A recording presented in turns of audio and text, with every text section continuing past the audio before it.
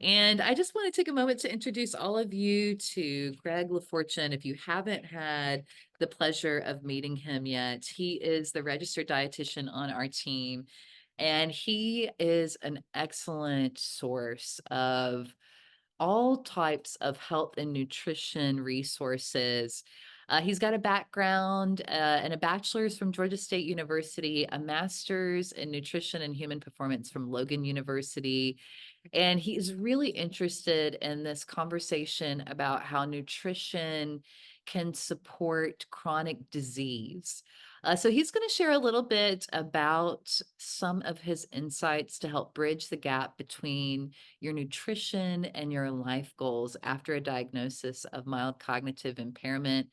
And outside of teaching about the mind diet and being a nutrition counselor, Greg is also a family man and providing for his family and his kids at home. So we just want to welcome Greg back into his role here as our registered dietitian at CEP Live. So, Greg, good to have you. I'm just going to show really quickly if you guys are interested in joining our study in person in those two roles we have left in our last cohort for people in the Atlanta area with mild cognitive impairment.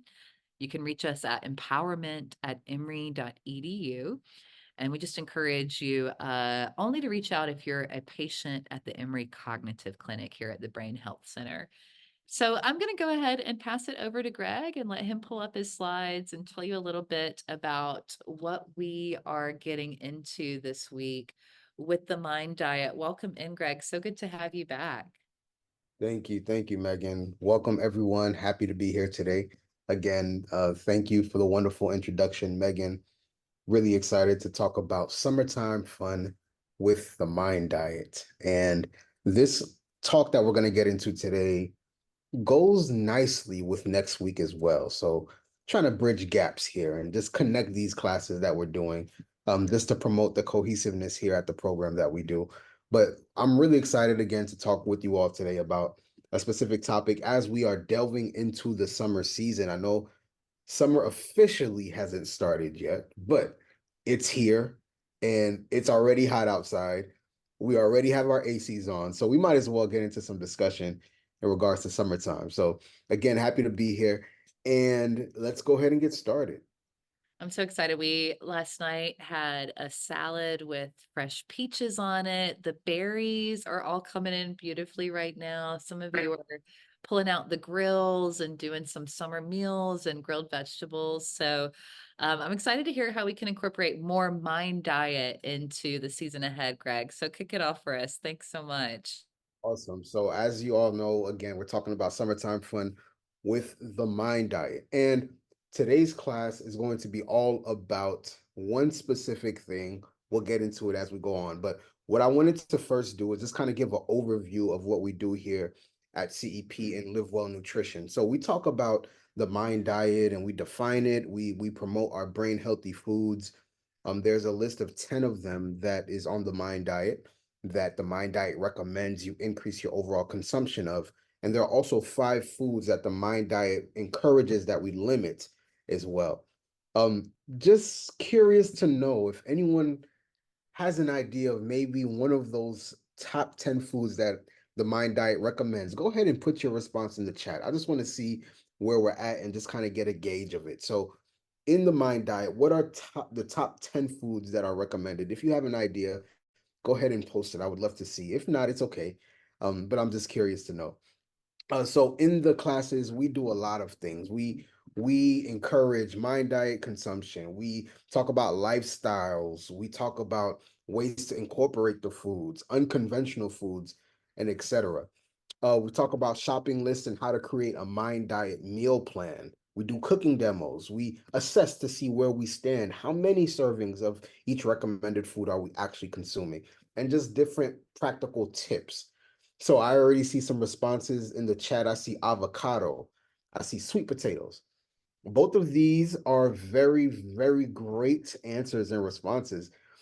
So if I were to classify some of them, sweet potatoes would be classified as as a starchy vegetable, which is under one of the categories of the top 10 foods, which are vegetables. So yes, that's a good answer. Olive oil is for sure one of the top 10 on the Mind diet. Fruits, somebody said apples.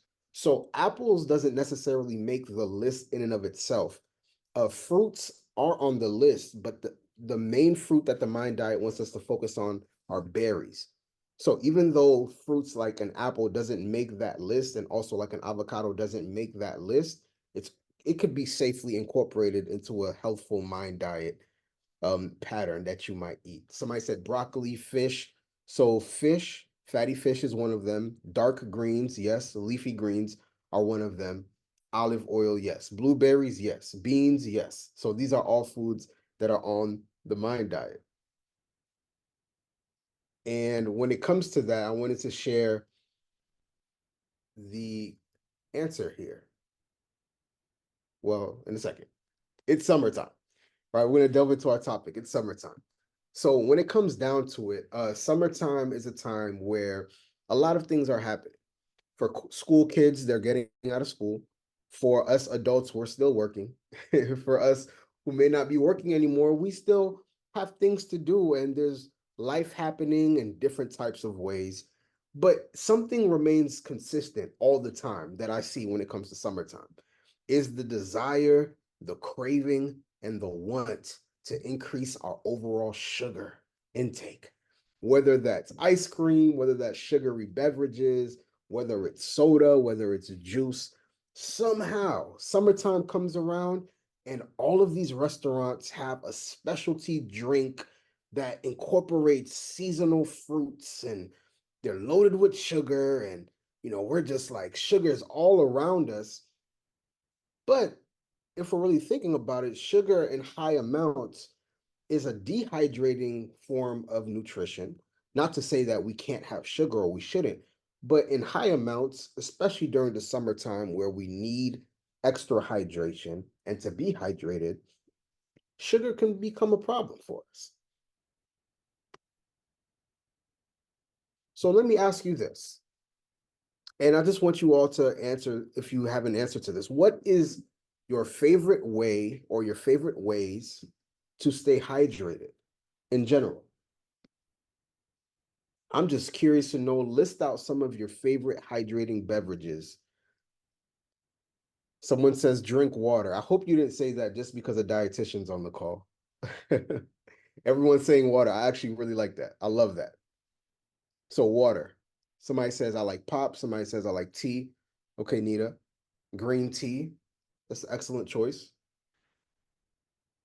Somebody says coffee, Gatorade. So we see all different types of hydration. Somebody said, unfortunately, Sprite.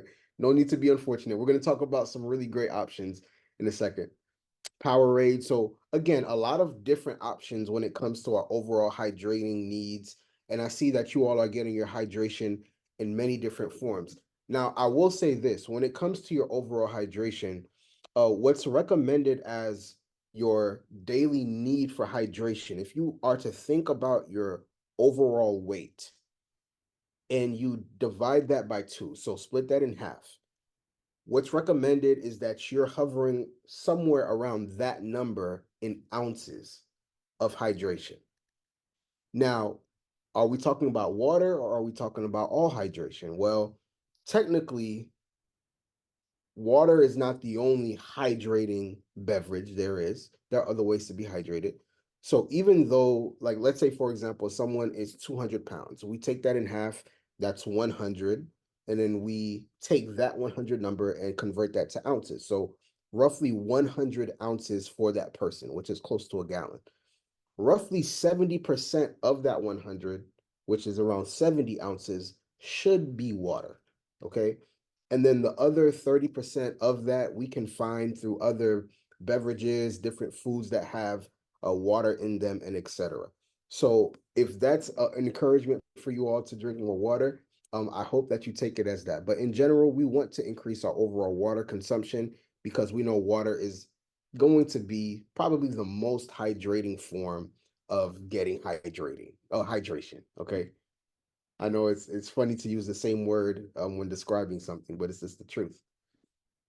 The truth or the question that I also have for you in general, you don't have to answer this out loud or in the chat, but just ask yourself in your head, are there any other ways to stay hydrated than water?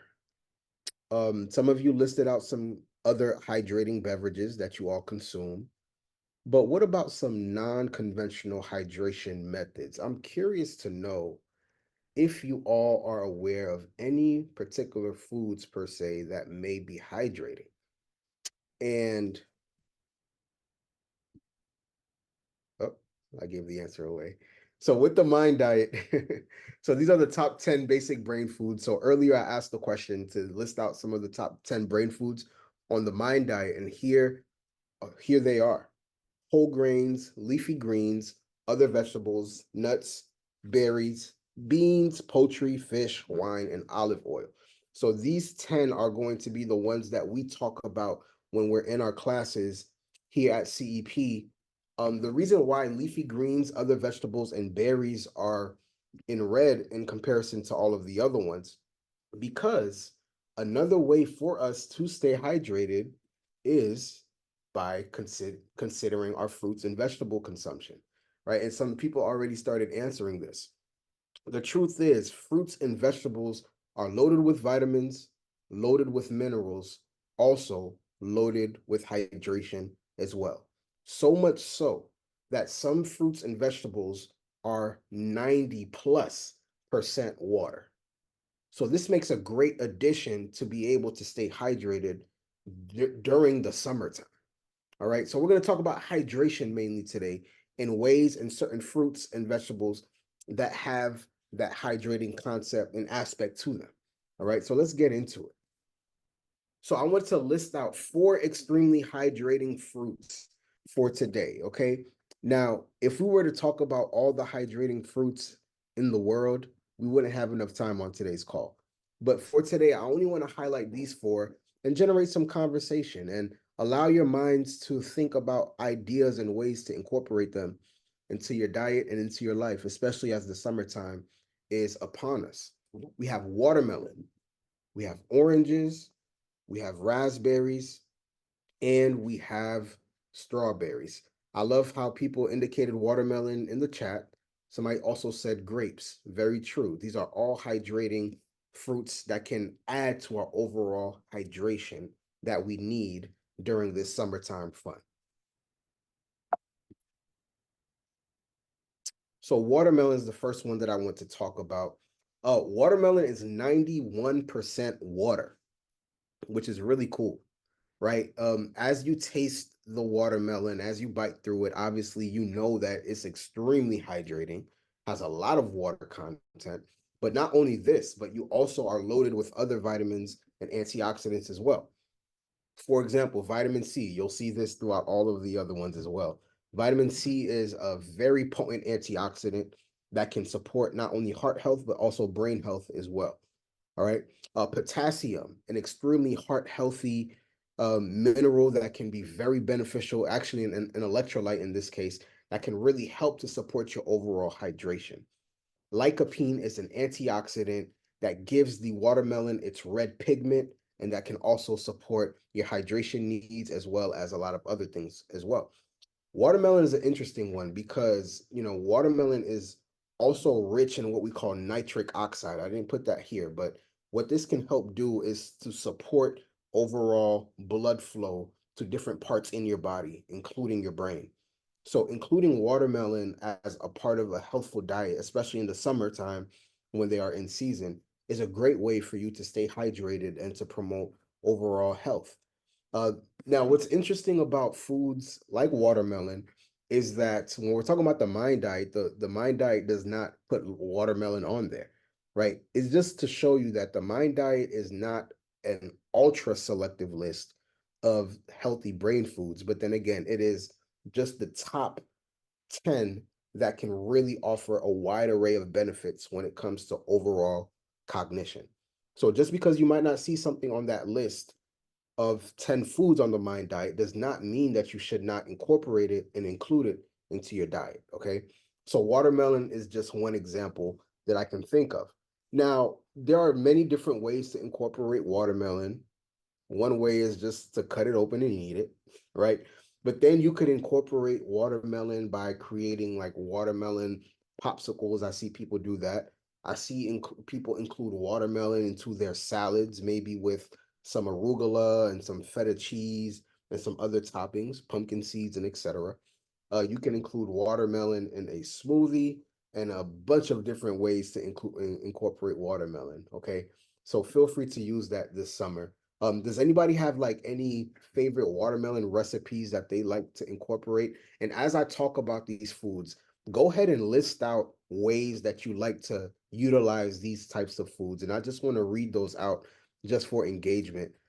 So feel free as I'm talking, if you see a food and you're just like, I have a favorite recipe with this particular food and I want to share it, go ahead and post that in the chat so that I can see it because I'm very curious to know what you all are eating.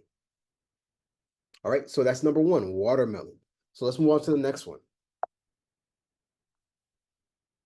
We have oranges. Oranges, oranges, oranges. Oranges are 87% water. They contain a lot of beneficial nutrients like vitamin C, again, potassium, again, and beta carotene. So last time we talked about watermelon, how that has lycopene that gives it its red pigment. Well, oranges have beta carotene that gives its orange pigment. And what's cool about fruits and vegetables is that they can be classified by pigments to really explain very similar characteristics and qualities that they have. Now, I will say that just because something is red or just because something is orange doesn't mean that it only has lycopene or beta carotene. I'll give you an example. We just talked about watermelon. It has lycopene mainly, but strawberries is another one that we'll see that has anthocyanins. So different types of antioxidants, even though they're very similar in complexion, that can offer a lot of benefits. A tomato also has lycopene too because of that red pigment. So again, just wanted to throw that out there as a fun nutrition fact. But oranges can be incorporated in a lot of different ways. You know, I'm seeing somebody say in a salad. So Cheryl said in a salad, liking to incorporate some of these fruits. So oranges, you know, you can eat oranges just like that. Oranges can also be like juiced to create orange juice if you prefer to have like a freshly squeezed orange juice. You can incorporate them into smoothies. You can make like a nice, you know, salad with oranges as your fruit inside of that salad. What I also like about oranges and a lot of these fruits that we're talking about, let's say, for example, you have an extremely dry dish. Let's say a cracker, just throwing that out there. Now, cracker is very dry, right? But then when you incorporate something on top of that cracker, like maybe some kind of hummus or something like that, but then you still kind of get that dry texture, incorporating a fruit that is extremely hydrating can balance that texture out and make it a lot more palatable and enjoyable. Right now, I'm not saying that you have to eat crackers, hummus, and orange, even though that's a formidable option. But what I am saying is that when you incorporate hydrating fruits like that, it can help balance out certain dishes when it comes to the texture to give it a little bit more balance, which is a great benefit to add there. Someone says in the smoothie, I love that. There are many different types of oranges as well. Grapefruit, we can throw grapefruit, even though that's not quite an orange, different fruit, very similar qualities as well. That's equally hydrating as an orange. Strawberries, strawberry. So strawberries are 91% water, and it makes sense. You know, every time you bite into a strawberry, it turns into water, essentially. That's because it's comprised 91% of water, vitamin C, potassium, as noted, also fiber. So this one is cool because not only are you getting the hydration and the nutrients from this, you're also getting healthy dietary fiber. And if we know anything about fiber, we always talk about how fiber can help to promote an overall healthy gut and an overall healthy brain. Right? You consume a fruit like a strawberry, not only are you getting that hydration from it, but then the beneficial fiber goes down to your gut. It ferments there The healthy gut bacteria eats that strawberry, that communicates to your brain and just giving overall healthy effects overall throughout the body. So incorporating strawberries can be a great way to add hydration into your overall nutrition. Also can be a great way to get great dietary fiber and to keep you full when it comes down to a snack.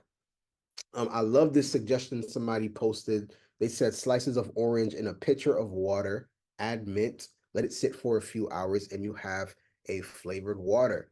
So, yes, this is a great example of an infused water recipe that can also be an unconventional and cool way during the summertime to get some hydration in. So, I love that idea.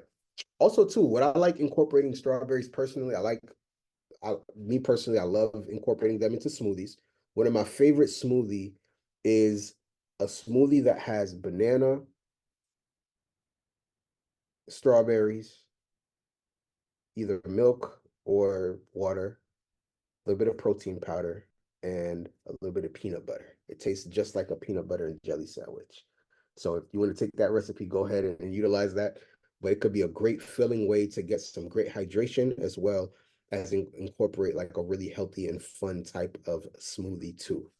So that's strawberries.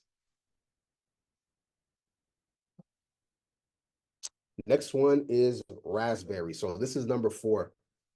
Raspberries are 86% water. And inside of that raspberry, we have vitamin C. We have anthocyanins, and I believe that's also in our strawberry as well. Well, I didn't list it here, but anthocyanins are in that strawberry and that raspberry that gives it that pigment that we talked about. And also, too, it has the healthy fiber, right? Now, raspberries are a little bit interesting because the texture of raspberries, you can get raspberries one day and then you just blink your eye and then they're already rotten, right? So there are definitely different ways to enjoy your raspberries. Purchasing them fresh, just know that they are extremely perishable and they can spoil very easily. So you might want to utilize them as soon as you can. You can also freeze them, right? Freezing is a great way to help preserve them, but also does not detract or take away from any of the nutrient benefits.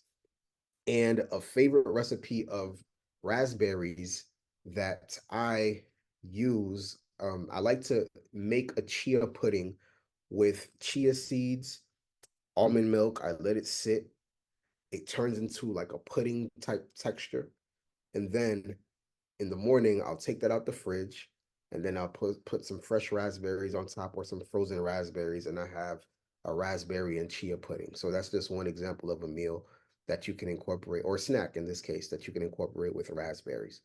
Same with smoothies, same with salads, same with jams. I know people who make like raspberry jam, but then they leave the seeds in there to give them that fiber. These are all different things that you can utilize to promote your overall health.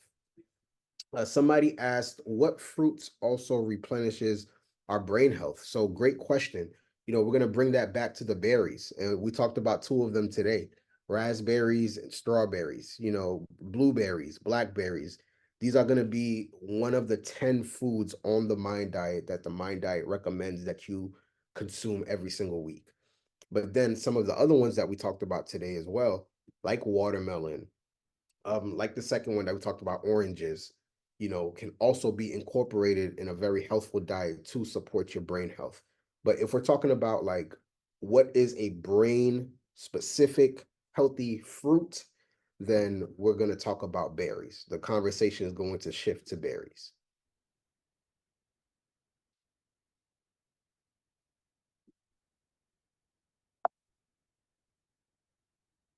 So it's summertime. And, as I'm looking at this photo right here, I think of the joy that summertime brings. This person is biting into a deliciously succulent watermelon. I think that looks amazing. I think it's cool. It's reaping the benefits of what we just talked about. It's summertime. You see color, you see sunshine, you see a lot of rays, you see a lot of heat as well. And I just want to encourage you all for today to allow your summertime to have that vibrancy, to allow your summertime to have that color, to have that pop.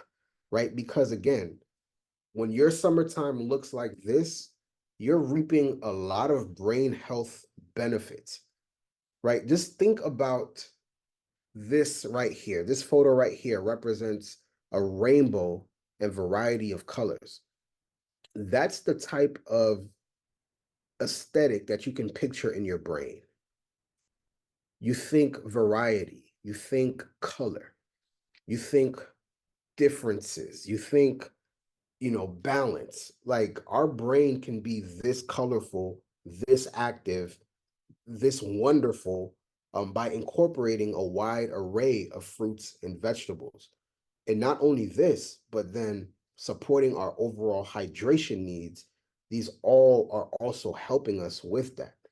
So I just want to encourage you all, instead of the classic, high sugar foods and high sugar beverages, and I know those might be sometimes foods and, occasional things that we do, but make it an effort for you to incorporate more fruits and vegetables for your summer so your brain can have some fun.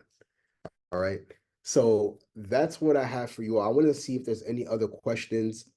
In general, I would love to get to those and answer some. Thank you so much, Greg. We've gotten a lot of good stuff in the chat today. We've Yeah. got some folks that are talking about getting hydration through eating cereal in a fruit cup or in a smoothie. What are your thoughts about those? Yes, I think those are great ways for you to get hydration without a doubt. The truth is hydration comes in a lot of different forms, right? So the milk that you're utilizing, you can totally get hydration from that because water is there, right? Water is a foundational piece of that. So there's different ways to get hydration. Fruit cups as well, especially when your fruit cups are packaged in water, you're getting a little bit more beneficial hydration without the added sugar, right? So from fruit cups, from water, from cereals, these are different ways to incorporate healthy hydration into your diet. Oatmeals, for example, when you're utilizing water or when you're utilizing milk, for that liquid in your oatmeals, that also counts as hydration too. One of the things that we have a little question about, two folks in the chat are saying, what fruits also replenish our brain health? And we have somebody who responded, what about blueberries? Can you talk a little bit about the fruits that are best for our brain health and why that would be? Yes. So again, we're gonna bring the conversation back to berries. Berries in general. I'm talking about all of them, whether that's blueberries, raspberries, blackberries, those dark pigmented berries, they have a very similar antioxidant called anthocyanins. Okay, and anthocyanins have been researched and shown to help fight inflammation and oxidation slash aging in the brain. So when we have those types of berries and incorporate them in different types of ways, we're helping our brain fight against sickness, fight against disease, and fight against cognitive decline. So incorporating those berries would be a great option for you if you're trying to support your overall brain health, right? And again, the reason why I brought those up because they also are extremely hydrating as well. And we're talking about summertime fun being staying hydrated this summer. So we also had some questions come about some of the recipes and things like that. And I just wanted to let everybody know that Emory has a research study that's been going on for a very long time called the Healthy Aging Study. It's one of the longest running studies of its kind that studies brain health. And I just put a link to their website in the chat for everybody. They've got a lot of information about recipes, about eating for brain health, and even lifestyle changes that are very in line with what we talk about here a lot at the Cognitive Empowerment Program.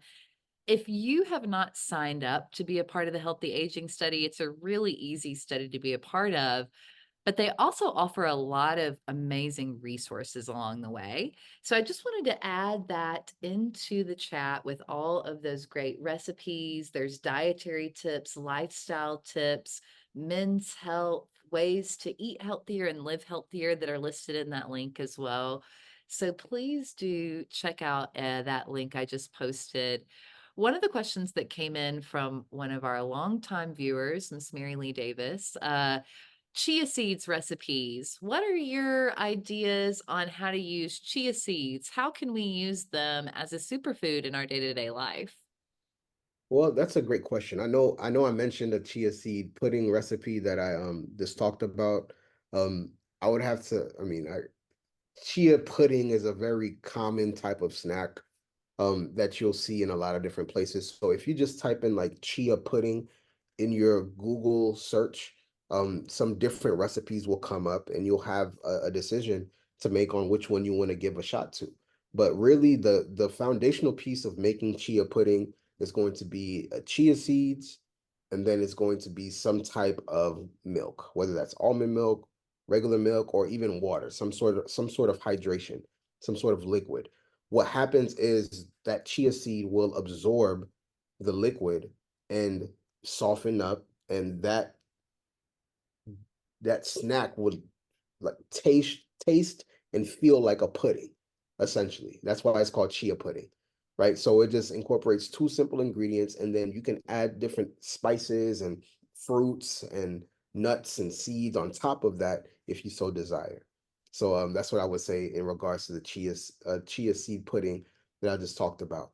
Also, too, incorporating chia seeds in soups and salads and smoothies are a great way for you to get the benefit of those chia seeds. I did put a link to one of the chia seed pudding recipes in the chat. So if you're looking for that, there's a link there with chia seed pudding. We also had one of our viewers say, Google the recipe for chia seed ice cream, that it's a Oh, great ice cream using some of those superfoods. So that's a really good tip as well. And, what I love, what you're saying, Greg, is that we can continue to enjoy foods. We can continue to enjoy foods that are sweet, like watermelon and these sort of fruits and things that are so rich and bountiful during the summer. And maybe it just is adding it to something that you already enjoy. Like maybe you already have a little bowl of ice cream or yogurt after dinner, but now we're adding a little bit of blueberries or strawberries on top. yeah, So those small little changes, finding the things in the grocery store that are those rainbow colors, and this is something we do in our house, is just looking at the plate and making sure that there are some colors on the plate. yes, A really simple way, if you're curious, if you're just getting into the mind diet, if you're not able to recall all the 10 top foods like some of our viewers can after watching for, 15 sessions, then just looking at the colors of your plate, finding some ways to make them a little bit more brighter naturally from foods that you don't have to do too much to prepare is a correct. nice encouragement this time of year.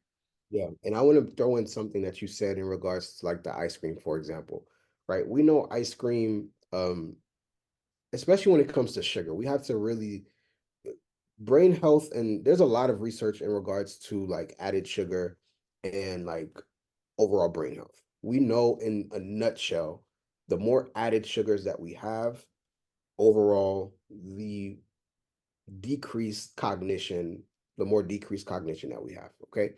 So, in the regard like this, if you're trying to find a way for you to limit your ice cream consumption, because again, that has a lot of added sugar, one good way, instead of just adding the blueberries or the strawberries on top of the ice cream, find a way to add the blueberries and the strawberries as the portion that you normally would have to replace half of that ice cream, right?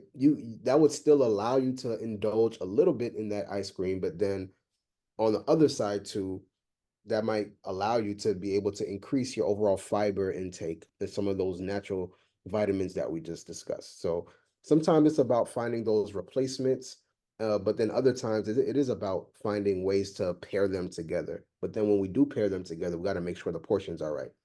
I love that idea about replacing the portion of a large bowl of ice cream with a large bowl of berries that just has a little scoop of something on top, just a little something to still get that essence, Mhm.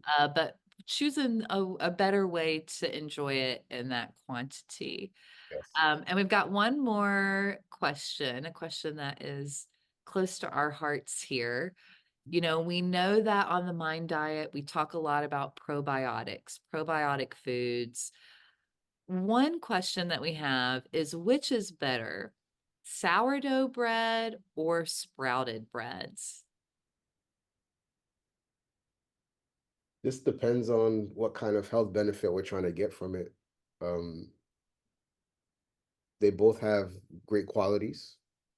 They both have great things about them. Depends on your overall health status and really what you're trying to get out of it is how I would respond to that, right? So, if you were to work with like a dietitian or a nutritionist and explain to them, like, hey, this is what I'm looking for. Like, I'm trying to improve my overall gut health. In a case like that, maybe a sourdough might be a better option in this particular case. Or, I'm trying to get more fiber, maybe a sprouted might be a little bit better in that option, right? So it just depends on what health benefit we're trying to reap from the particular bread, in order for me to answer that correctly. So I can't say one is just flat out better than the other, but I can say that it just really depends on what you're trying to get out of it. And we can say that they're both better than that white bread, which is another just small example of those little bitty choices, being a little bit more intentional about how we can choose things that are a little less processed. Yeah. Yeah. And I love that. It doesn't have to be always the right choice or the best choice. It really depends on what your goals are personally.